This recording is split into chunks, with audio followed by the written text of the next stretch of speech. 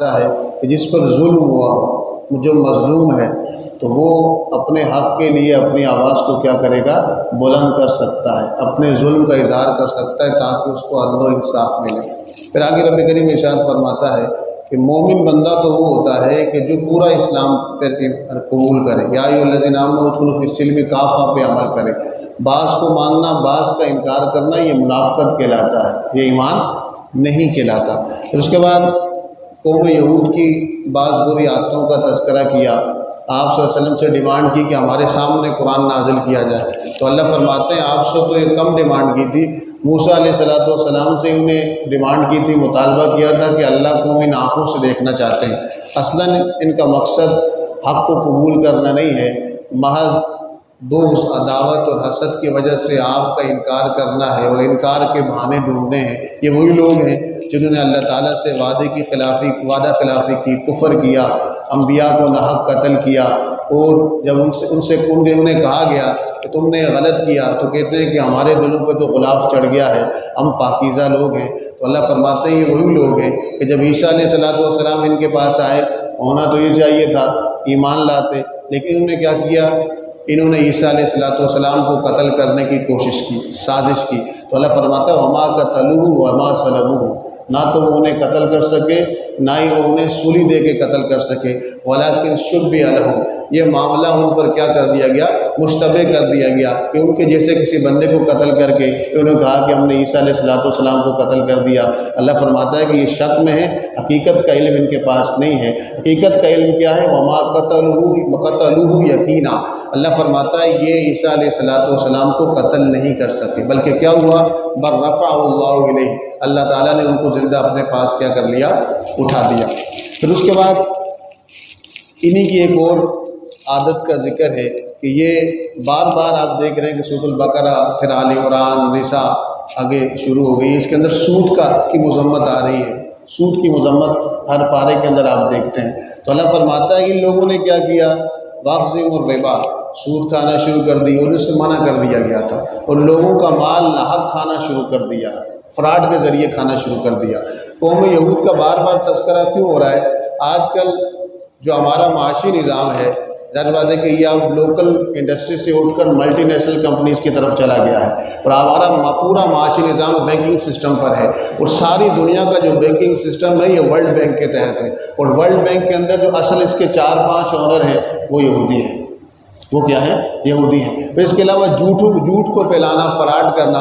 ہمارا جو electronic media ہے، جو آپ سیٹلائٹ پہ جو کچھ دیکھتے ہیں، یا آپ کے پاس جو انٹرنیٹ کی جتنی سہولیات ہیں، سیٹلائٹ پہ جن ملکوں نے کام کیا ہوا ہے کہ بڑی کمپنیز جو ہیں ہزاروں سے ہو کر پھر سینکڑوں میں آتی ہیں، سینکڑوں سے ہو کر جو بڑی کمپنیز ہیں الیکٹرانک میڈیا کی پورے ورلڈ پر، جو پوری دنیا کا میڈیا اپنے کنٹرول میں کرتی ہیں، چلاتی ہیں، وہ 5 سے 6 کمپنیاں ہیں۔ اس کے اصل اونر بھی کون ہے؟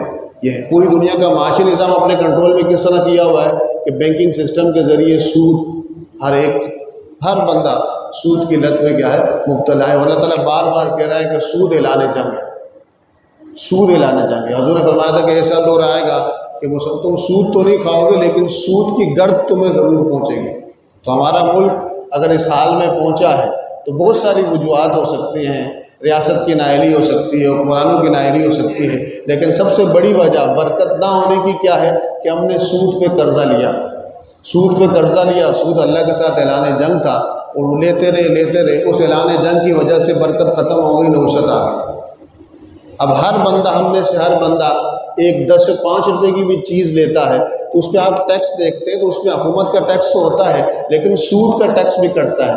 آپ چاہیں نہ چاہیں آپ سود پے کر رہے ہیں، سود کا غبار ضرور پہنچ رہا ہے۔ تو اللہ فرمائے ان کو منع کیا گیا تھا سود نہ کھانا، پھر بھی کھایا۔ انہیں منع کیا گیا تھا کہ باطل طریقوں سے مال نہیں کھانا، تو پوری جو آج کل internet per on line casino ہیں، تو ان میں جوا، سٹا سب کچھ چلتا ہے، اس کے پیچھے یہ لوگ ہوتے ہیں، اس کے پیچھے یہی دماغ ہوتے ہیں جو لوگوں سے پیسے کیا کرتے ہیں؟ ہتھیاتے ہیں۔ تو اللہ فرماتا ہے کہ اسی وجہ سے ان پر ذلت اور مسکنت مبتلا ہوئی۔ ظاہر بات ہے کہ ذلت اور مسکنت کیوں مبتلا ہوئی؟ نفس کے پجاری بنے، ہر وہ کام کرنے لگ گئے جن سے اللہ نے انہیں منع کیا تھا۔ پھر آگے چلے، اللہ فرماتا ہے کہ کچھ انبیاء ایسے جن کا ہم نے آپ کے سامنے تذکرہ کر دیا، اور بہت سے ایسے انبیاء کرام جن کا ہم نے آپ کے سامنے تذکرہ نہیں کیا۔ جن کا تذکرہ ہو گیا، 24-25 انبیاء کے ناموں کا قرآن مجید میں تذکرہ ہو گیا، ان کو متعین کر کے ان پر ایمان لانا ضروری ہے۔ اور اللہ نے جن کا تذکرہ نہیں کیا تو اس کے بارے میں ہمارا عقیدہ اجمالی یہ ہے کہ اللہ نے جو نبی اور رسول بھیجے جن کا ذکر قرآن میں نہیں ہے، ہم ان سب پر کیا لاتے ہیں؟ ایمان لاتے ہیں۔ پھر انبیاء کی بعثت کا مقصد بھی اللہ تعالیٰ نے بتایا کہ انبیاء جو آدم علیہ السلام سے لے کر رسول اللہ صلی اللہ علیہ وسلم تک آتے رہے، تو ان کا مقصد یہ تھا کہ جب اللہ کے حضور قیامت والے دن پیش ہوں تو کسی انسان جب پیش ہوں تو کسی کے پاس یہ دلیل نہ ہو کہ ہمیں تو پتہ ہی نہیں تھا حق کیا ہے، ہمیں تو پتہ ہی نہیں تھا باطل کیا ہے، جھوٹ کیا ہے، سچ کیا ہے۔ انبیاء آتے ہی اسی لیے تھے، مبشرین و منذرین، بشارت دیتے ہوئے اور ڈراتے ہوئے۔ اچھے کام کرنے والوں کو نیکی کی جنت کی بشارت دیتے تھے، اللہ کی رضا کی بشارت دیتے تھے، برے کام کرنے والوں کو اللہ کی ناراضگی اور جہنم کی سزا اور بشارت دیتے تھے کہ یہ کام چھوڑ دو۔ پھر اس کے بعد سورۃ النساء کے آخری رکوع کے اندر اللہ تعالیٰ فرماتا ہے کہ عیسیٰ علیہ السلام تو پسند کرتے ہیں کہ انہیں اللہ کا بندہ کہا جائے، فرشتے تو پسند کرتے ہیں اللہ کا بندہ بننا، اللہ کا بندہ بننا پسند کرتے ہیں۔ عیسیٰ علیہ السلام کے بارے میں تمہارا غلط عقیدہ ہے کہ تم نے اللہ کے بندے کے بجائے ان کو اللہ کے برابر شریک ٹھہرا دیا، کہا یہ غلط ہے۔ مومنین کے لیے تو یہ فخر کی بات ہے کہ کوئی انہیں کیا کہے؟ اللہ کا بندہ۔ عبداللہ ہونا تو فخر کی بات ہے، عبداللہ ہونا تو کیا ہے؟ ہر نبی کے لیے بھی یہ فخر ہے، ہر بندے کے لیے بھی یہ کیا ہے؟ فخر کی بات ہے۔ کہ اللہ فرماتا ہے کہ تمہارے پاس تمہارے رب کی طرف سے برہان آ گئی ہے۔ برہان کیا ہے؟ رسول اللہ صلی اللہ علیہ وسلم، سب سے بڑی دلیل، آخری دلیل۔ وَأَنزَلْنَا إِلَيْكُمْ نُورًا مُبِينًا، وہ تمہارے پاس ایک روشن نور بھی ہم نے کیا کر دیا؟ نازل کر دیا۔ اس سپارے کے آخر میں سورۃ النساء کے شروع میں وراثت کا حکم تھا، وراثت کے جو حصے دار تھے ان کا تذکرہ تھا، آخر میں پھر کلالہ کا تذکرہ ہے، اس شخص کا جس کا انتقال ہوا، جس کی کوئی اولاد بھی نہیں اور جس کے بچے بھی نہیں، اور اس کے اگر سگے بہن بھائی یا اس کی باپ شریک، ماں شریک کا تو ذکر شروع میں ہو گیا تھا، ماں شریک بھائی یا بہن موجود ہیں، وہ اس کے وراثت میں حصے دار ہوں گے، اس کا تذکرہ کیا۔ اس کے بعد سورۃ المائدہ ہے، اور مائدہ کا مطلب ہوتا ہے دسترخوان۔ کیا ہوتا ہے؟ کیونکہ دسترخوان کا ذکر ہے عیسیٰ علیہ السلام کی قوم کا، تو اسی نسبت سے اس کو ذکر کر دیا گیا۔ اس کی پہلی آیت میں رب کریم ارشاد فرماتا ہے یا ایھا الذین آمنوا اوفوا بالعقود، جامع آیت ہے، اے ایمان والو عقد کو پورا کرو، وعدے کو پورا کرو۔ وہ وعدہ، وہ معاہدہ جو تمہارا اور اللہ کے درمیان ہے اور جو تمہارا آپس میں ہے، اس کو کیا کرو؟ پورا کرو۔ یہ ایمان والے کا سے اللہ تعالیٰ حکم دے رہا ہے کہ وعدے کی پاسداری تمہارے لیے کیا ہے؟ ضروری ہے۔ پھر آگے محرمات کا ذکر ہوا کہ اللہ فرماتا ہے کہ اچھے کاموں میں ایک دوسرے کے ساتھ معاونت کرو، کوآپریٹ کرو، ایک دوسرے کے ساتھ کیا کرو؟ ہیلپ کرو، سپورٹ کرو۔ وتعاونوا علی البر والتقوی، اچھے کاموں میں ایک دوسرے کے دست و بازو بن جاؤ۔ ولا تعاونوا علی الاثم والعدوان، گناہ اور سرکشی کے کاموں میں ایک دوسرے کے معاون نہ بنو۔ کہیں برائی ہو رہی ہے تو برائی روک سکتے ہو تو روکو، نہیں روک سکتے ہو تو وہاں تماشا نہ لگاؤ، وہاں تماشا نہ دیکھو کہ برائی کرنے والا خوش ہوگا کہ بھئی مجھے دیکھنے کے لیے آ رہے تو میں کوئی اچھا کام کروں۔ برائی روکنے کے پہلا درجہ کیا ہے؟ حضرت من رأى منکم منکرا فلیغیرہ بیدہ، ہاتھ سے روک سکتے ہو تو روکو۔ جس طرح گھر کا سربراہ باپ ہوتا ہے، اپنے گھر میں کوئی برائی ہوتے ہوئے دیکھتا ہے تو روک سکتا ہے، یا ریاست بڑی ہوتی ہے ہاتھ سے روکے گی۔ فإن لم يستطع فبلسانہ، اگر ہاتھ سے نہیں روک سکتے، قوت نہیں ہے تو زبان سے تبلیغ اور واعظ و نصیحت کے ساتھ روکو۔ فإن لم يستطع فبقلبہ، تیسرا درجہ یہ ہے کہ برائی ہوتے ہوئے کہیں دیکھو، نہ ہاتھ سے روک سکتے ہو نہ زبان سے روک سکتے ہو، تو تیسرا درجہ یہ ہے کہ دل میں برا جانو، دل میں برا جانو، رنج کرو، شرمندہ ہو جاؤ کہ رب کریم نہ میں ہاتھ سے روک سکتا ہوں نہ زبان سے روک سکتا ہوں، لیکن میرا دل دکھتا ہے۔ اس بات میں الحضرت فرمایا وذالک اضعف الایمان، ایمان کا سب سے کم ترین درجہ یہ ہے کہ برائی کو دیکھ کر رنجیدہ ہو جانا۔ لیکن اگر برائی کو دیکھ کر ہم خوش ہو رہے ہیں تو مطلب پھر ایمان کی رمق موجود نہیں ہے، یہ نفاق کی علامت ہے۔ کس کی علامت ہے؟ عملی نفاق کی علامت ہے۔ پھر حکم ہوا کہ کون کون سی چیزیں حرام ہیں کھانے میں، کہا حرمت علیکم المیتۃ، مردہ جانور مر جائے اس کو کھا نہیں سکتے، کھانے کے لیے استعمال نہیں کر سکتے، ہاں اس کی کھال کو اتار کر سکھا کر دوسرے مصرف میں استعمال کر سکتے۔ والدم، بہتا ہوا خون ہے، دوسری جگہ بہتا ہوا خون، بہتا ہوا، اس وجہ سے جانور کی گردن میں چھری چلا کر آپ کیا کرتے ہیں؟ خون نکالتے ہیں، بہتا ہوا خون۔ اب ان جانوروں میں جن میں خون تو ہوتا ہے لیکن بہتا ہوا نہیں ہوتا، جس طرح سمندری جانور ہے تو اس کو آپ ذبح بھی نہیں کرتے کیونکہ ان میں خون ہوتا ہے، بہتا ہوا خون نہیں ہوتا۔ اور بہتا ہوا خون کیوں ہے؟ انسانی صحت کے لیے مضر ہوتا ہے، نقصان ہوتا ہے اس کا۔ تیسری چیز ولحم الخنزیر، خنزیر اور سور کا گوشت۔ بعض لوگ کہتے ہیں خنزیر کا نام لینے سے زبان ناپاک ہو جاتی ہے، نہیں ہوتی، نہیں، قرآن میں آیا ہے کسی چیز کے نام لینے سے زبان پاک یا ناپاک نہیں ہوتی، ہاں کھانا نہیں ہے، گوشت نہیں کھانا۔ لحم الخنزیر، خنزیر کا گوشت، یہاں تو ثواب مل رہا ہے کہنے سے، قرآن کی آیت ہے، ثواب مل رہا ہے کہنے سے، تو خنزیر کا نام لینے سے یا سور کا نام لینے سے ہاں کراہت کی جائے، ناپسند کیا جائے۔ ہمارے بڑے اس لیے کہتے تھے، بچوں میں اس لیے کہتے کہ نام نہیں لو تاکہ نفرت رہے۔ بعض چیزیں بزرگوں کی اس لیے ہوتی ہیں کہ اس میں کوئی حرام حلال کا چکر نہیں ہوتا، نفرت پیدا کرنے سے کہا جاتا ہے کہ بھئی غیر مسلموں کے ساتھ مت کھاؤ، عیسائیوں کے ساتھ مت۔ وجہ کیا ہوتی ہے؟ کھانا نہ کھانے کا تعلق حلال حرام کے ساتھ ہے۔ وجہ یہ ہے کہ اگر آپ ان کے ساتھ کھائیں گے تو ممکن ہے کہ وہ آپ سے کوئی سوال کریں اور آپ جواب نہ دے سکیں، تو اس اصل توہین آپ کی نہیں ہوئی، کس کی ہوئی؟ اسلام کی ہوئی۔ وجہ یہ ہوتی ہے، بزرگوں نے اگر منع کیا ہے تو اس کی بہت ساری دوسری وجوہات ہوتی ہیں۔ وما اہل لغیر اللہ بھی، ہر وہ جانور جس کو ذبح کرتے وقت اللہ کے بجائے کسی بت کا یا کسی انسان کا نام لیا گیا۔ وما اہل لغیر اللہ بھی، ہر وہ جانور جس کو ذبح کرتے وقت بسم اللہ اللہ اکبر کی جگہ کسی نبی کا ولی کا نام لے لیا گیا۔ ورنہ اگر کوئی جانور ہو، ہم کہتے ہیں یہ عقیقے کا ہے، یہ سالگرہ کا ہے، یہ غوث اعظم کے اصال ثواب کا ہے، یہ جو ہے ولیمے کا ہے، وہ جو ہے حرام نہیں ہوتا۔ محض نام رکھنے سے کوئی جانور حلال یا حرام نہیں ہوتا۔ ہم رکھتے ہیں وہ سہولت کے لیے رکھتے ہیں کہ یہ عقیقے کا ہے، عقیقہ خدا ہے، ولیمے کا ہے نہیں، یہ جو ہے اصال ثواب کا ہے، یہ نیاز کا ہے، تو مطلب کیا اصال ثواب کا ہے۔ بعض نام رکھے جاتے ہیں کسی جانور کو اس کے مصرف کے خرچ کس جگہ ہم کریں گے، کس لیے رکھا گیا ہے، وہ نام رکھنا یہاں سے مراد کیا ہے کہ ذبح کرتے وقت۔ سارے مفسرین نے اس جگہ لکھا ہے کہ ذبح کرتے وقت کوئی جانور، مثال طور پہ آپ دیکھیں کہ ایک جانور ہو، کسی ہندو نے اپنے بت کے لیے رکھا ہو، مسلمان اس کو اس بت کے نام پر مشہور ہو، مسلمان خریدے اور اس کی رگیں بسم اللہ اللہ اکبر کر کاٹ دے تو وہ حلال ہو جائے گا۔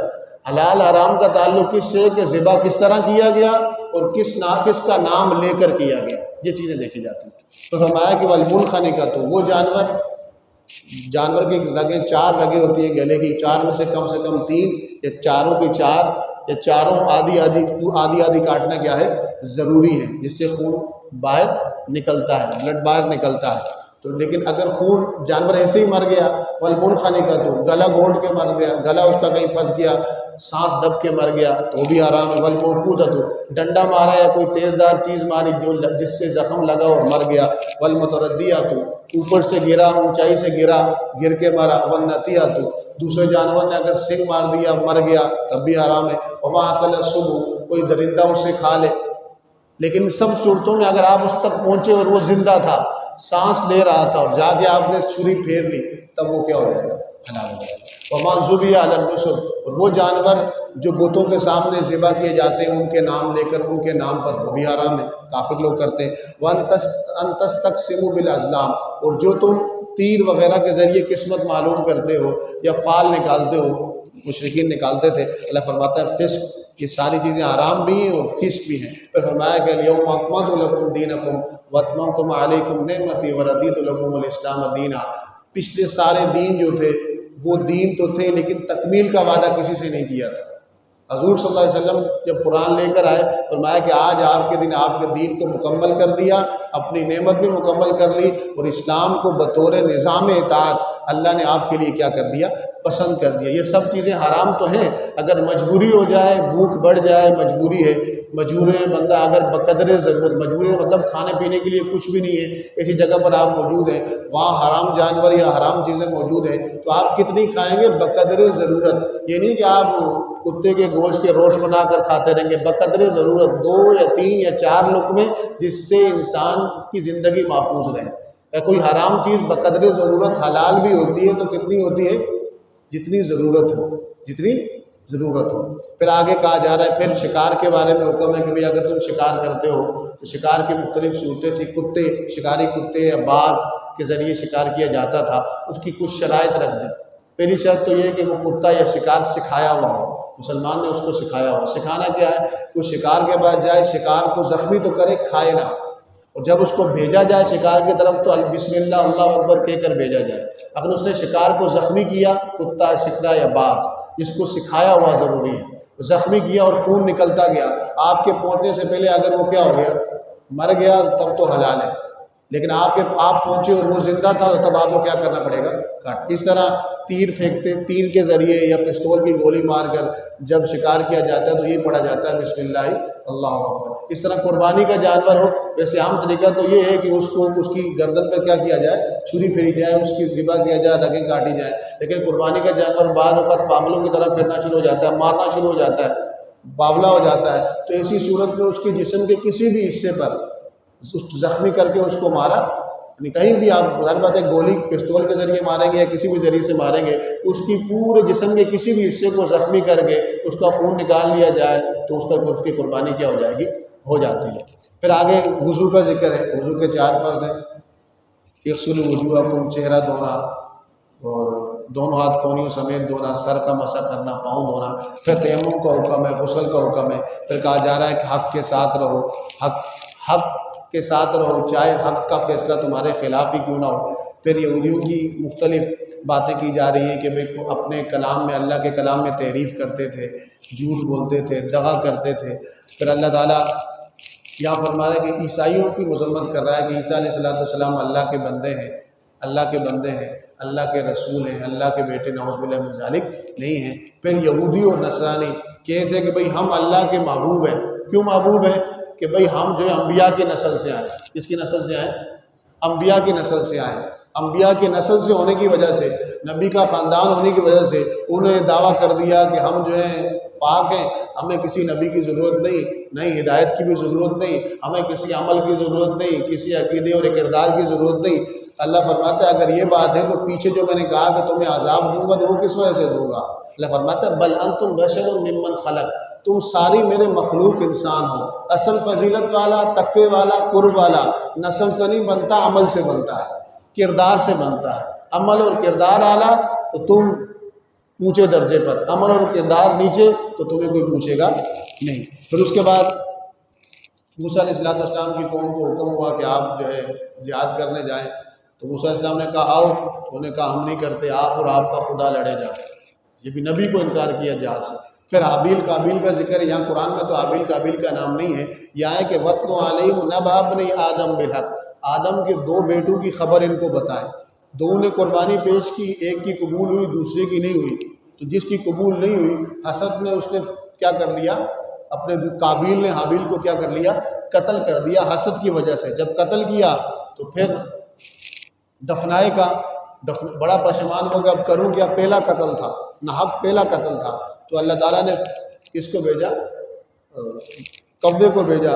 کوا ان کے سامنے، کوے نے اب دوسرے کوے کو مارا، پھر اس کے لیے کھدائی کی اور دوسرے کوے کو دفنایا۔ تو پھر اس طرح قابیل نے حابیل کو اسی طرح کیا دفنایا۔ اس واقعے کا ذکر ہے۔ پھر ذکر اللہ نے کیا کہ ایک انسان کا قتل، مسلمان نہیں، ایک انسان کو ناحق قتل کرنا ایسا ہی ہے جس طرح پوری انسانیت کو قتل کرنا، اور ایک انسان کی زندگی بچانا ایسے ہی ہے جیسے پورے انسانوں کی زندگی بچانا۔ انسانی جان کی حرمت اور عزت کی بات کی گئی۔ پھر اس کے بعد جو زمین پر فساد کرتے ہیں، دہشت گردی کرتے ہیں، ڈکیتیاں کرتے ہیں، ان کی سزا کا ذکر ہوا کہ جو اللہ اور اس کے رسول کے راہ میں محاربہ کرتے ہیں، زمین پر دہشت گردی اور فساد کرتے ہیں، کہا ان کو سخت سزا دی جائے۔ کہا کیا کہ اگر ان کے جرم جس طرح ہے، کیا انہیں قتل کر دیا جائے یا صلیب پہ چڑھایا جائے یا ان کے ہاتھ اور پاؤں کو کاٹ کر رکھا جائے یا ان کو علاقہ بدر کر دیا جائے۔ ریاست کی ذمہ داری ہے کہ جس کا جس انداز سے جرم ہوگا ویسے ہی اس کو کیا دی جائے گی، سزا دی جائے گی۔ پھر چور کے بارے میں حکم ہوا کہ چور کرنے والا مرد والسارق والسارقۃ فاقطعوا ایدیہما، چوری کرنے والا مرد ہو یا عورت ہو، اگر اس نے چوری کی ہے، چوری کرنا ثابت ہو جائے تو اس کے ہاتھ کاٹ دیے جائیں، ایک ہاتھ کاٹ دیا جائے۔ تو اب اس کا کیا ہوگا، جب 1-2 چور کے ہاتھ کٹیں گے تو پھر کوئی چوری نہیں کرے گا۔ جب جرم مجرم سے محبت نہیں ہوتی، مجرم کو سب سزا دی جائے گی تو جرم ختم ہو جائے گا۔ کسی بھی ریاست اور علاقے کا امن و سکون اسی وقت بحال رہ سکتا ہے کہ جب جس نے جرم کیا ہو اس کو کیا کیا ہو، سزا دی جائے۔ جو ظالم ہو اس پر رحم نہ کیا جائے، اس کو جو سزا بنتی ہے وہ کیا کی جائے، دی جائے۔ لیکن انسان خود نہیں دے گا، لوگ نہیں دے سکتے۔ جرم ثابت کر نظام عدالت ہے، نظام ریاست ہے، کسی کو پر الزام لگا دینے سے وہ ملزم ہوتا ہے۔ مجرم کہاں ثابت ہوتا ہے؟ مجرم پھر عدالت کرتی ہے، جج کرتے ہیں، گواہ ہوتے ہیں، اقرار ہوتا ہے، مختلف شہادتیں ہوتی ہیں، اس کے بعد جرم ثابت ہوتا ہے اور پھر سزا کا اطلاق ہوتا ہے۔ پھر آگے حکم ہوا ہے وَمَن لَّمْ يَحْكُم بِمَا أَنزَلَ اللَّهُ فَأُولَٰئِكَ هُمُ الْكَافِرُونَ، جو اللہ نے فیصلہ نازل کیا، جو قانون نازل کیا، جو اس کے مطابق فیصلہ نہیں کرتا، پہلی آیت میں کہ وہ کافر ہے، دوسری آیت میں وَأُولَٰئِكَ هُمُ الظَّالِمُونَ، تیسری آیت میں کہ وہ فاسق ہے۔ کافر کون ہے؟ جو اللہ کے حکم کا انکار کرتا ہے کہ مانتا ہی نہیں، وہ کافر ہے۔ فاسق کون ہے؟ کہ جو اللہ کے حکم کو مان تو رہا ہے لیکن اپنی سستی، کاہلی اور غفلت کی وجہ سے غلط فیصلے کر رہا ہے، تو کافر تو نہیں ہوگا، وہ فاسق ہوگا، نافرمان ہوگا۔ نافرمان بھی ہو، چونکہ اس نے عدل کے خلاف فیصلہ کیا تو ظاہر سی بات ہے وہ کیا ہوگا؟ ظالم بھی ہوگا۔